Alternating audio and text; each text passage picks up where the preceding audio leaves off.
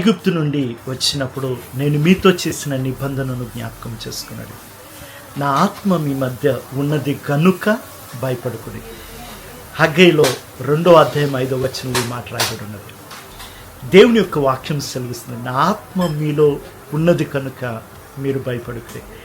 ఇదే మాటను కీర్తనకారుడు 114 కీర్తనలో 1-3 వచనాల్లో చెప్తారు. ఐగుప్తు నుండి ఇజ్రాయేలు అన్య భాషల నుండి ఆ జనులను యాకోబుని దేవుడు రప్పించినప్పుడంట వారి మధ్యలో ఉండటానికి దేవుడు వారిని నివాసముగా చేసుకున్నాడని బైబిల్ సెలవిస్తుంది. అది చూసి ఎర్ర సముద్రము పారిపోయాను, యోగ్దాను వెనుకకు మళ్ళీనని బైబిల్ సెలవిస్తుంది. కాబట్టి నీలో ఉన్నవాడు లోకములో ఉన్నవాడి కంటే గొప్పవాడు. మన నిబంధన చేసి నీతో ఉండుటకు నిన్ను నన్ను ఆలయముగా చేసుకున్నవాడు ఎల్లప్పుడూ మనతో ఉన్నాడు. మన ముందు ఇలాంటివి జరగాల్సిందే. ఆమేన్. హల్లెలూయా.